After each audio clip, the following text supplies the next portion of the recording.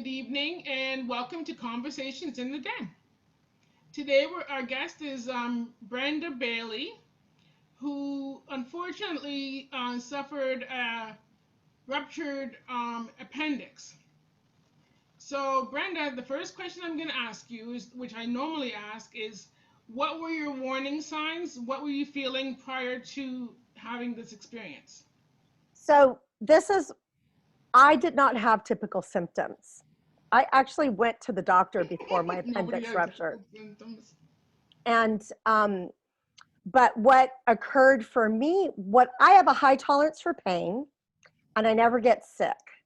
So I have a great immune system. So I feel very blessed.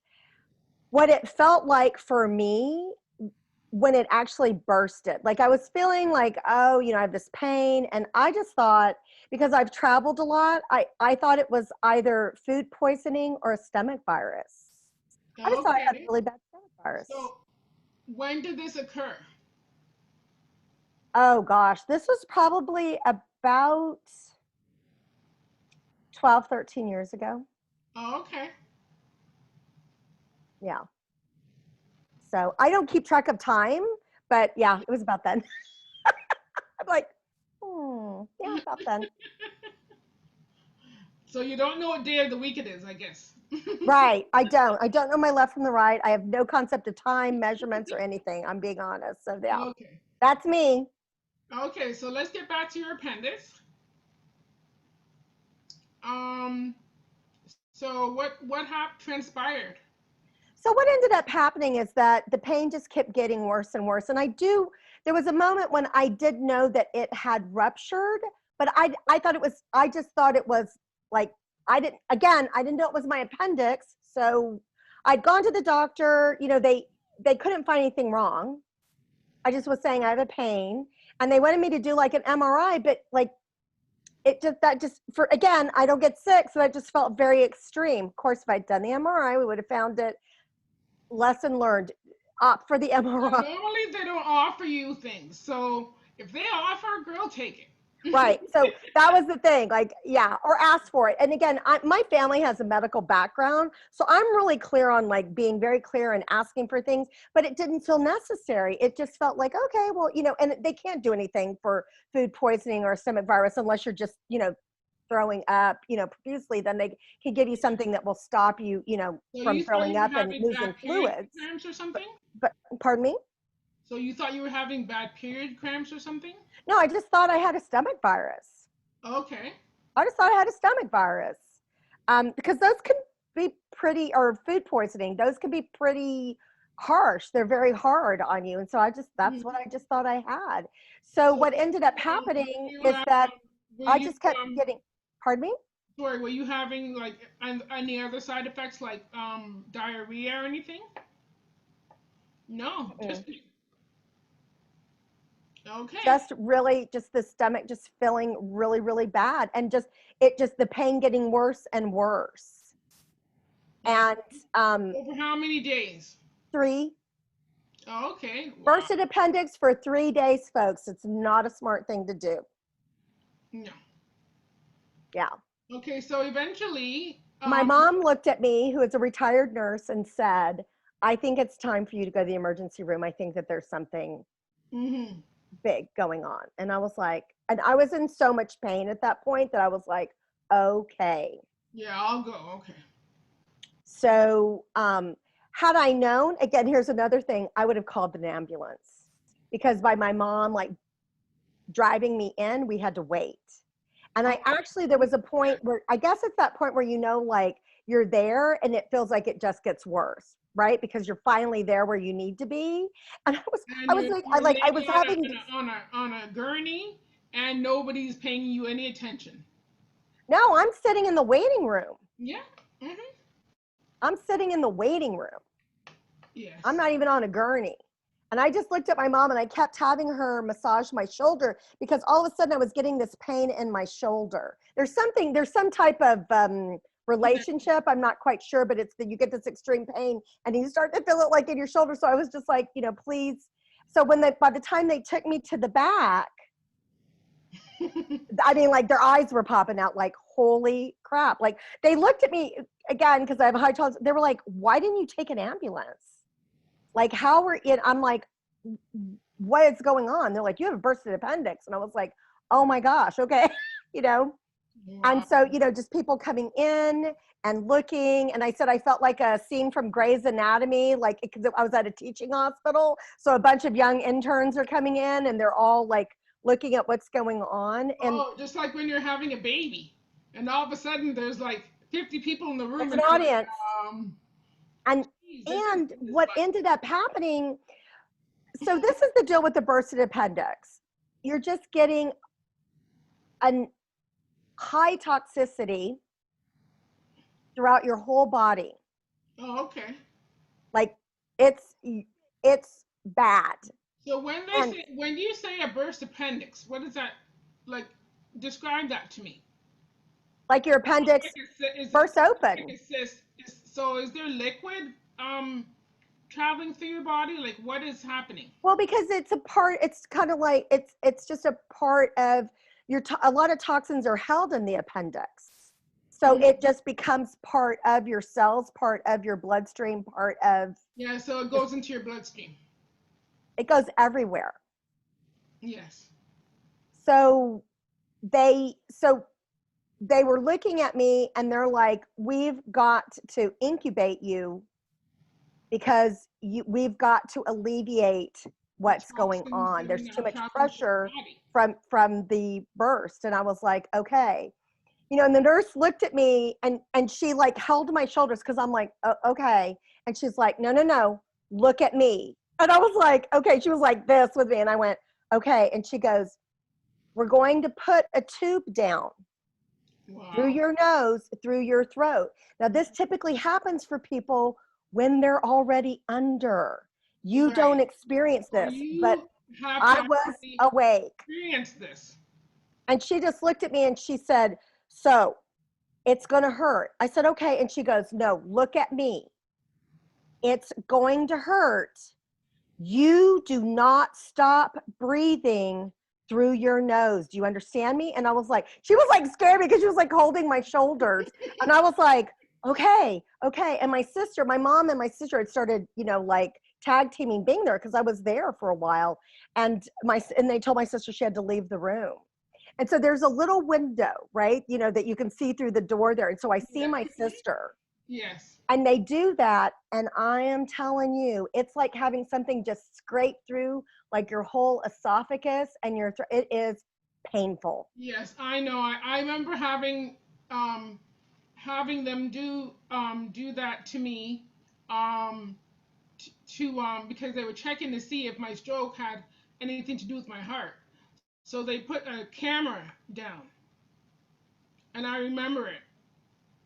It's awful. I mean, I think my eyes were probably like this big, and I did. She kept looking at me like, "Don't stop breathing," because they have to do it very slowly, right? So Yeah. I was just like, and I know I was. You kind of you check out a little bit, right? So I'm sure I was moaning, screaming beyond because it was extraordinarily painful, and I could see my sister through the window crying, and she doesn't cry, right? Okay. But she's so like horrified Yeah. and concerned about the noise that Well, the I'm pain that you were making, experiencing. Yes. right? And she was just like, oh my gosh.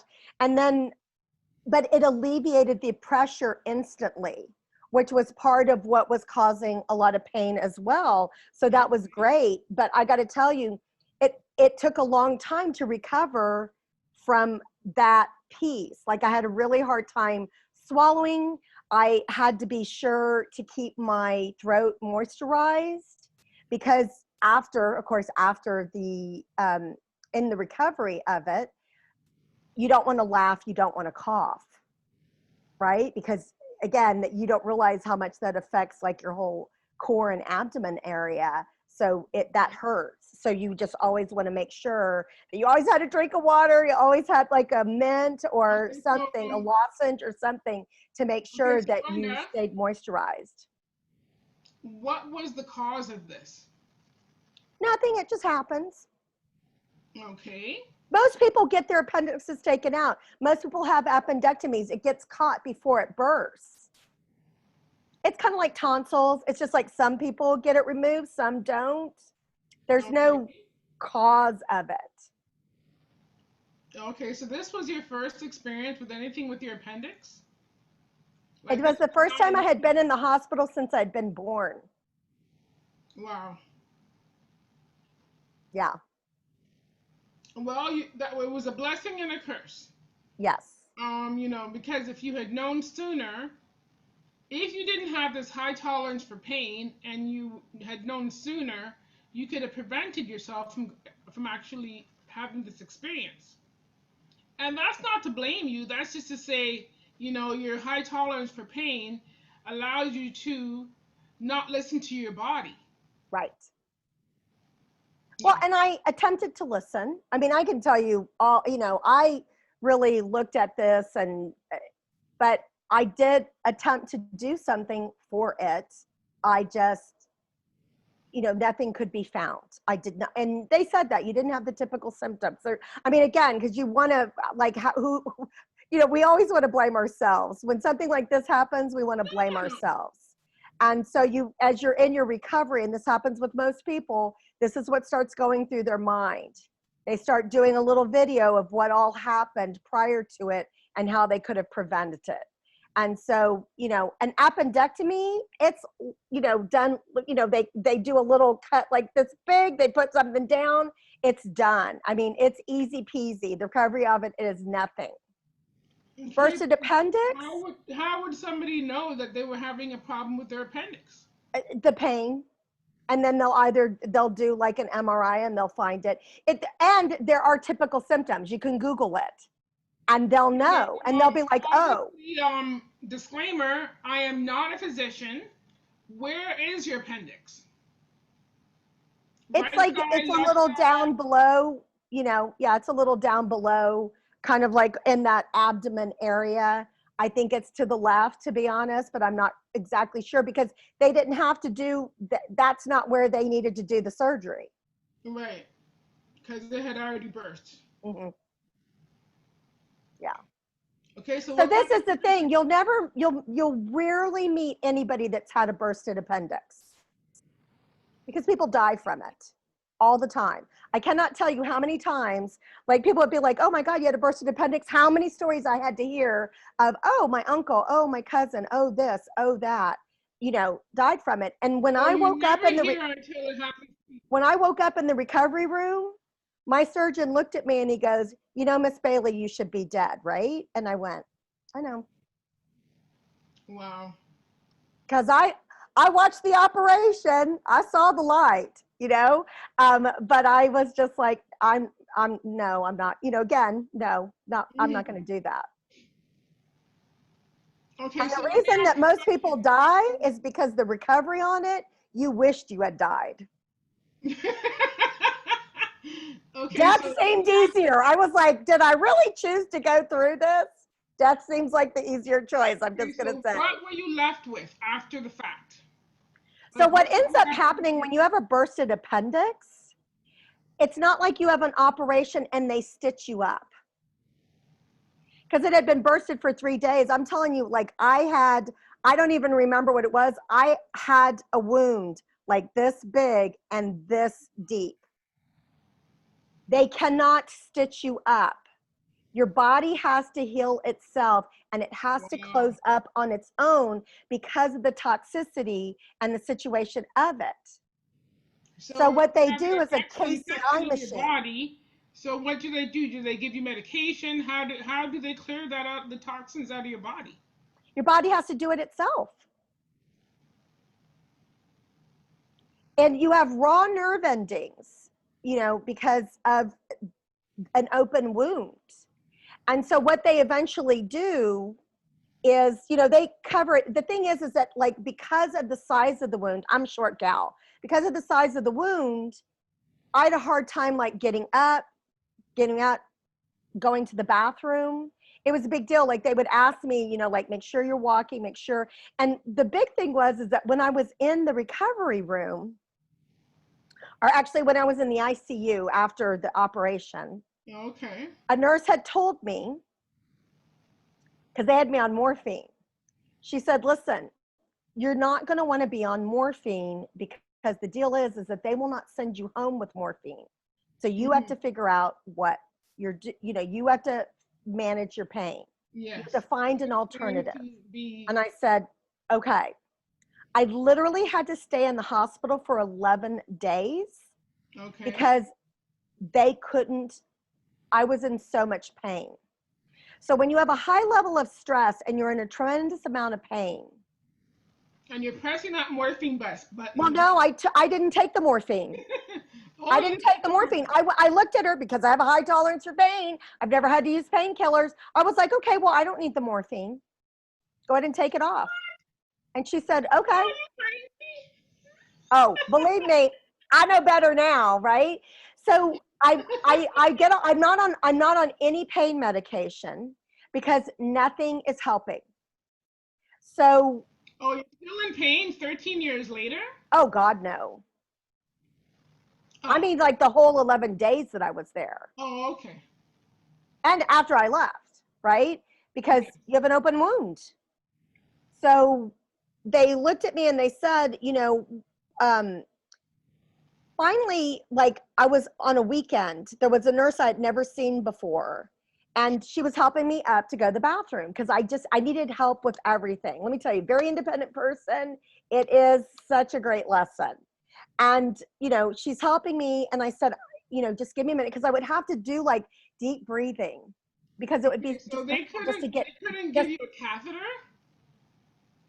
no, they didn't even give that as an option. And so they were like so they said the woman looked at me, the nurse looked at me, and I said, just give me just a minute. I was like breathing so I could move and be in the pain. And she goes, well, what's going on? And I said, well, I'm just in a tremendous amount of pain. And she said, well, let's change that. And I said, well, they've tried everything. And she goes, well, we'll find something that works, sweetie. And I went, we can do that? And she goes, yeah. I And could she not be did. in this pain constantly 24/7. So I'm telling you, man, it felt like the angels, the heavens had parted and the angels had sang. And I'm not a big proponent of painkillers, but I'll tell you, Vicodin was my friend in that moment. And when they gave Wow. me Vicodin, I went, why the heck hasn't somebody suggested this before? Because it subsided the pain. And this is the deal, right? If you're feeling pain, your body is focusing on you not being in pain. So then Yes. your body's not focusing on healing. Your body's defense mechanisms are kicking in. Right. So it can't focus on healing you. It can focus on helping you attempt to overcome the pain. So Okay, then, so once Vicodin, they did that, it was just like that was like, okay. yeah, but Vicodin isn't that one of the ones that are like addictive? It is very addictive. Okay, so you're still on it now? No, I'm just joking. No, well, let me tell you, because the deal was, because my sister, right, she's been in the hospital, she's had other operations and stuff. So she looked at me and she said, I mean, nobody wanted me to take painkillers, and I didn't want to either. But she said, "You've got to figure out how to manage your pain because you're not going to be able to be independent and drive if you're on painkillers. The doctor's not going to release you." Well, no, you can't drive, no. So I was like, "Okay, okay," like I was like, that was my plan. And what ended up happening is that so you go to wound care. They put this sponge in your opening. It has a tube to it. There's a little machine that you wear, like it's like a little like purse. I mean, it's heavy though. And what it does is it constantly filters out the toxicities, the toxins. And so you have to go to wound care 3 times a week to get that Wow. sponge changed out. So my sister looked at me Wow. and she said, as long as you're on painkillers, mom's going to have to drive you. There was my incentive for it to just be me who was going to be able to drive myself, right? So I was like, okay. But you have to understand it, exposed nerve endings and putting in that sponge and taking it out I mean, I was sleeping 17 hours a day because that pain in itself, just having to go 3 times a week, like Yeah. they started it before I left. And then so I get home. And so here's Monday, here's Wednesday, and it's just exhausting. I So can on Friday, so I have 13 different certifications in integrative healing. And I know that that's why I was still alive, but I just did not, I don't physically heal people. I help with emotional, spiritual, that kind of thing. And so, can I just ask a question? mhm. So in the process of all of this, you're experiencing this pain, you're going and getting these changes, you're doing all of this. Are you a pleasant person at this time? Well, I'll tell you what ended up happening when I was in the hospital. Or is your mother ready to kill you? No, no. What ended up happening, I was in the hospital. There was a moment in the hospital where, because also this is the thing too, everything that gets done to you is in the middle of the night. So you don't ever get to sleep when you're in Oh the gosh. hospital. Yes, I remember that. So it's just your whole circadian rhythms are off. I mean, everything's off. And I remember I had this one nurse that I had like 2 or 3 times. You always have a different nurse, like every day, every Yes. night, it feels like. I ended up having a really bad one that was very stressful. And that's what caused me to have to stay like an additional 3 or 4 days, because I got so stressed at her that it raised my white blood cells, because Yeah, that's what happens when you're but, stressed. I think that sometimes people in the medical field don't understand that bedside manner is very important to the mental health of people. And all the rest of the nurses were amazing. And it ended up like it was so stressful. And then I thought, because I only had everybody like one time, right? So I was like, okay, I Mhm. can just get through this one night. And then I saw I was going to have her a second night in the row. And I knew I couldn't do it. And I was already going to wound care. You're like, please, no. I knew I couldn't do it. I knew I couldn't do it. And I just, I was in wound care, and the nurse in wound care looked at me and she said, so how you doing? And I just started to cry. I said, there was this nurse and it's really hard. And I told her what all happened. And Hmm. she's like looking at me horrified. And what I didn't realize is like she'd been a nurse at that hospital for like 30 years. I had no idea. And she said, I'll be right back. And I said, okay, and I'm like, okay, and I'm not a big crier either. So, this is a big deal for me to be like, and so she comes back and she has the head of nursing. She goes, I want you to tell her what you told me. And so I'm Hmm. telling her, I don't even know who this woman is, right? So I'm telling her, and the woman looked at me and she patted me on the arm and she goes, she will not be your nurse this evening. Good. And I said, okay. And then she goes, I think she's inexperienced, and I'm feeling like that possibly she's overwhelmed. She's new for us. And I'm sorry that you went through that. But if she cannot handle being your nurse, then we will not have her there. And No. I said, okay, thank you. So then, and so it took about 3 days for my white blood cells to normalize after that incident. But then there was this other nurse that I had, and I ended up having her like 2 times. So she comes to my room, right? Hmm. I'm sitting there, and this was before they got me the pain medication, and I'm crying at night. I'm by myself and I'm crying. And she said, what's going on? And I just said, and I looked at her and I said, I just don't want to be that woman who's a bitch because she's in pain. I said, that's not You who know I what? am naturally. I don't Brenda, want to be this. And she went, I'm really, she was very kind, and she was just like, I understand. And she goes, this will pass. The pain will end. And I'm like, right. Yeah. It doesn't feel like it will right now. But the minute that I got on Vicodin, I could see myself come back. Even though I was in oh pain and I was my. moving slow, I could see like I wasn't having to deal with as much pain. So I could be more of who I was. And it was, yeah. I mean, it was funny because my family felt like I was demanding, but Yes. the deal is that I had never been demanding. So they weren't used, and I just said, my sister said, do you know how, and I love my sister, don't get me wrong. And she said, Mhm. you just don't understand how hard it is to see you in so much pain. And I Yeah, just that is said, very hard. I said, my response was, That's F how you. it is to be living with this pain. I said, yeah, it's exactly. I said, F you, right? Be the one who's feeling it. Like, I'm sorry that this is hard for you, but Mhm. get over yourself and think about me. Step up for me. This is something that I say almost on every episode, Brenda, and I don't know, but it seems to it keeps repeating itself. We are so used to taking care of everybody else outside of ourselves, and we're so independent, and we're not used to other people taking care of us. So when it comes time when we need somebody to take care of us, we don't know how to handle that. Well, and And they don't so, know how to handle it either. no, I can handle somebody helping me, and believe me, having somebody wipe your butt because you can't do it, it's a whole new experience. And oh it's Lord have something that you just go, okay, like, like you just let go and let God, right? Because there's nothing, like I physically couldn't do that. right. Even as much as I wanted to, as independent as I am.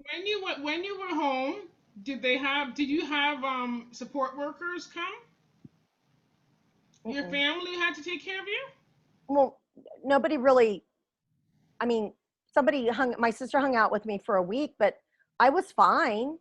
I mean, I moved really slow. My mom had to give me a ride to wound care, but I didn't, honestly, I just put a What about plastic bag on a getting really in and out of the comfortable bath, recliner. getting in and out of the shower, dressing, all I of did it those all things? myself. Wow. It just took me a really long time, but I did it Mhm. all myself. Yeah. And I said, one of the things that I realized, because I did not understand people in physical pain. It wasn't an experience that I had. I could be compassionate about it, but I wasn't, I lacked empathy about it because I never had that You experience. never had the I had a experience. sprained ankle, I had different things, but for somebody who has chronic pain or has a chronic issue, I couldn't relate. I didn't understand. I do now, but I really had to sit there and really think about it. And what I really realized, I was saying, I had a moment where I realized that I didn't have any forgiveness of myself. And I use a technique that really allows you to forgive at a very deep level. And when Mhm. I realized that I just needed to forgive myself, even if it was my fault, even if there were no signs, but I didn't see them, I But just had how to is it forgive your fault? myself. Your body is experiencing something that you're not aware of. You're not a physician. Right. You're not aware. You're just living it. The minute that I did that, Maria, when I went to wound care that day, no pain Mhm. because I had forgiven myself. Yeah, you have to release it. And so it released the trauma of it, it released everything. And they were looking at me in wound care going, "Are you okay? Are you okay?" And I was like, "Oh, I'm fine." And they're like, "Okay," because I wasn't screaming, You weren't having the same reaction you'd have in right. the I past. wasn't, it didn't hurt. And they were like, "Okay, got it." Recovery for a bursted appendix is 18 to 24 months. Wow. I recovered in 4 because Okay. I knew that my body could heal itself. If I knew that and I believed in that. So you were And manifesting healing. well, I know how to do it. So I just started working on things. I started working on the non-forgiveness. I started working on the trauma. I started working on all of that, and it really lent. And the thing is that because of that sponge being in you, the studies show that KCI machine, which is amazing, that it allows your body to heal quicker because it's constantly filtering out and replenishing, and so you're not sitting in a stagnant type situation. But Okay. after 3 months, I said, we've got to, I need to get off this machine. Yeah, we need to And move they were on. like, no, you have to stay on it for at least 6 months. or longer. And I said, no, I have to. So I bugged them for 30 days. Can we take it out now? Can we take it out now? Can we take it out now? And they were just like, okay, we're going to take it out, but you're going to come back. You'll be back. And I said, we'll see about this. And they said, do you have somebody who can do wound care? Because of getting out of the machine, then you have to do daily wound care. Now, I have a retired nurse mother who worked for visiting nurses. Wound care was her area of expertise. So she agreed to do the wound care if I wanted to do this. And I said, okay, right? So they waited a week and they had me come back to wound care, because every time you go, they measure your wound to make sure that it's getting smaller, healing. that you're healing. They look at me and they said, I saw them measure, and then I saw them remeasure and look like on the paper and then look back. And they were like, how is that? And I said, how is what? And they're like, you've had more healing in this week than you did in the first 3 months. Okay. So it was exact opposite, again, of what they thought would happen. They thought I was going to come back after a week and say, oh, put me back on the machine. Right. And I said, no. I said, and they said, how is that? And I said, well, we're doing wound care every day. I'm allowing my body to do what it needs to do. And my mom, I got to see my mom in action, right? Because I'd never gotten to see her. She was retired at that point. But she said a prayer every time she changed the wound, every day that she changed the wound. Before she put the new bandages in and everything, she would say a prayer. Okay. And I said, do you ever pray over the wound? I asked the nurse that, because I live in San Antonio, Texas. So we're a city of Catholic Hispanics. And I said, do you ever say a prayer before you change out the wound? And she goes, and the woman just laughed. And I said, because my mama does. And again, I'm not a big Bible thumper or anything like that, but I believe that we have to have faith and we have to trust and know, and we have to know what's best for us. A higher power, yes. And so, I mean, it took about 6 months. I was off the machine in 4 months. Everything, the wound was completely closed and everything in 6 months. Wow. Which was like a record. Like they were like, you need to be a poster child for wound care. And I said, well, I'm happy too, but we have to know what we can do. There's a time and a place for Western medicine, and for you to know, what your doctors know and what your nurses know. And then there's a time for you to know who you are and who your body is. Yes. And prayer does change things. Absolutely. We also have to understand that. Because and when you have a near death, I promise you, your faith is in a completely different place. Yes. You believe, Yes. So how are you feeling now?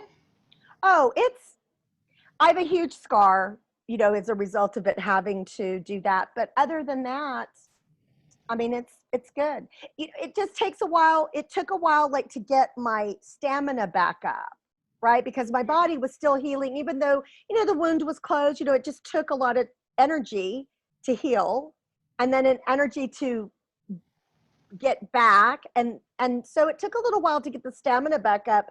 But other than that, I mean, I was back to work in 6 months. At this time, were you trying any natural remedies or anything to cleanse your body? Like to detox your body? Nothing?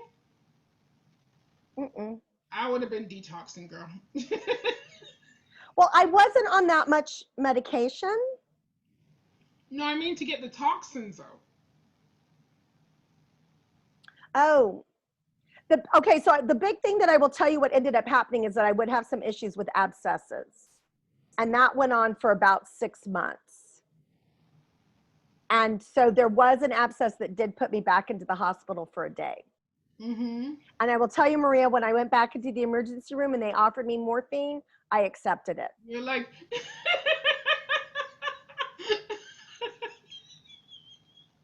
And my mom was with me, right? And she looked at me and went, I said, it just takes the edge off, Mom. I just need this because they were saying that they thought they were going to have to do another surgery.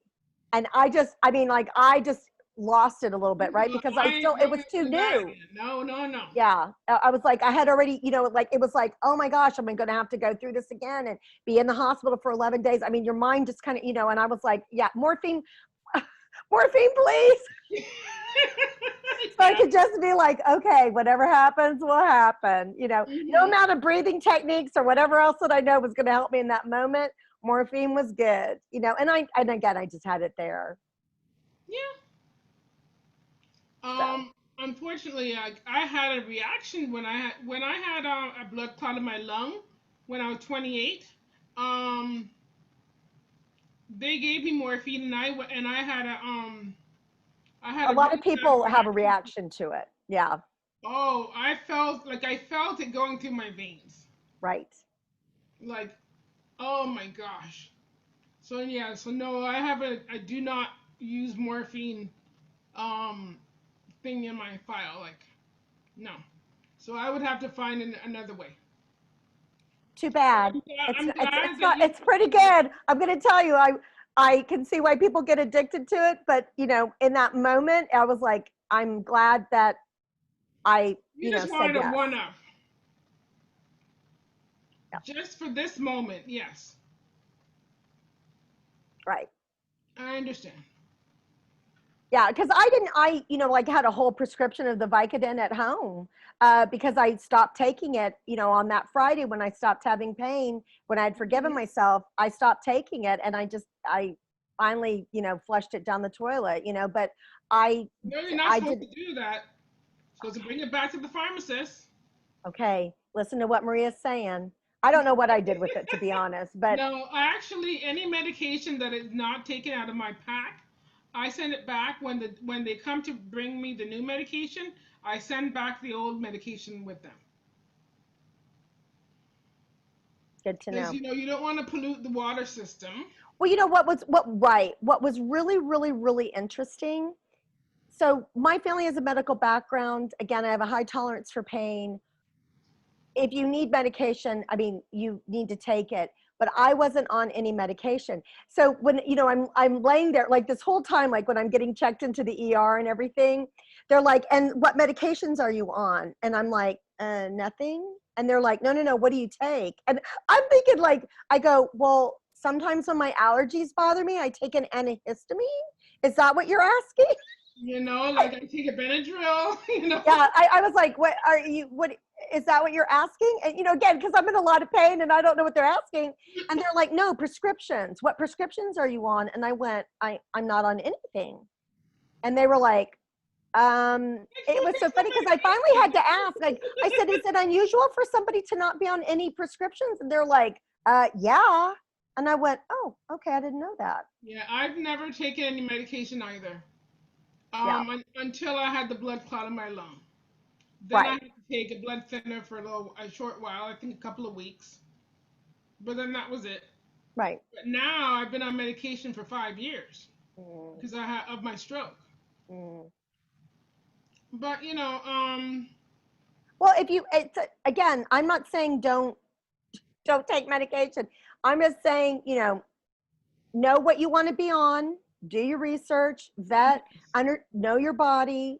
And again, some absolutely. things, some medical conditions require that my mom had to have an aortic valve replacement. She has to be on a blood thinner. There you Yes. go, for the rest of her life. Yes, but I didn't want to be on a blood thinner for the rest of my life, so I asked them, can I go on an aspirin regimen? Yeah. So they Aortic valve replacement, they're like, no, you're going to be on a blood thinner for the rest of your life. Of course, luckily she was already by about 75 by that point. So it's not like, she's going to be, she's like, well, like, how much longer do I I mean, really she's got 30 years at tops, taking it. So she'll be, she's 85 now. So, That was cruel. That was mean. well, I mean, it's true, right? I mean, it's not like, oh my gosh, she's going to have to be on this for 60 years or something. It's probably, we have longevity in my family. I'll say 25 years at the most. Okay. Okay. So now everything is fine. Yes. You are doing your business, which is. I I was an entrepreneur. I've been an entrepreneur for 28 years. So the big thing was that this actually devastated me financially, not working for the 6 months and all of the expenses around it. But Mhm. we bounced back. We overcome. Yes. And That, I that is actually what combined my experience as an entrepreneur, and I used one of the theta healing technique, the one, because that was very profound for me. It really showed me like around forgiveness. And so I combined that. I actually help people, I help entrepreneurs shatter their income ceiling, because money is very important. And I help people with that. And that's what I do. okay. And it's Well, hook us this shatteryourincomeCeiling.com. up. We're definitely gonna have to stay in touch. Absolutely. Thank you so much for having me. Oh, you're welcome. And I'm glad that you survived. I'm glad that everything is now fine. You know, we all go through journeys in our life. And the fact is, if anybody can say that they have never had an experience in life along their journey, they're very extremely fortunate. We all go through something. And it's just a matter of getting through it, getting past it, and moving forward. And I often say, if you can look back and know what your gifts and your lessons were as a result of it, Absolutely. then, I don't want to have to learn my lesson in that way ever again. But I learned a lot from it. Yes. And we all do. We all do. All these little forks in the road are all lessons. They're all things we have to learn from so that we can move forward. And there are gifts. If you're willing to see it, there are gifts. Yes, it's true. Well, Brenda, it was wonderful talking to you. God bless you. Um, for all those watching, make sure that you take heed of the things that Brenda has shared with you so that if you're feeling this, you know how to respond to it. And also, make sure that you practice self care, meditation, whatever it may be that's going to keep you centered and focused so that you can learn to heal your body Maria, and I learn do to have, know your body. just to let you know, I do have like a 1 minute meditation MP3 that's free. Now I say, like, I market it to people to be able to draw income to them, but it's your intention on how you want to use it. So Hmm. I always encourage people to do it first thing in the morning and last thing at night, and it really keeps people centered. So it's only 2 minutes a day, and I promise that people will do it consistently. So if it's health, balance, whatever it is that you want, just make Yeah, that your whatever you want intention. to manifest. Yes. So it's shatteryourincomeCeiling.com, and you can get that MP3 for free. So Okay. please do. Again, if you need help, like what Maria's saying, if you need a little help, or if you think it takes hours to do this, it doesn't. So this one helps you do it 2 minutes a day. It'll really help you. Okay. And Give it a go. Alicia, thank you so much. Of course. Brenda, Thank you, Brenda, for coming. and Thank you. just for people who don't know, Jennifer is away she's away in France right now. I think this was something she had planned a long time ago, and she chose to go, pandemic or not. And so she will be back in October, and we look forward to seeing her when she gets back and sharing her experiences with us. So I wish everybody stay safe, um, keep your children and your family safe. We're all going through this together, and we hope that we've given you some information today that can help if you have this experience. And let's all stay safe and take care.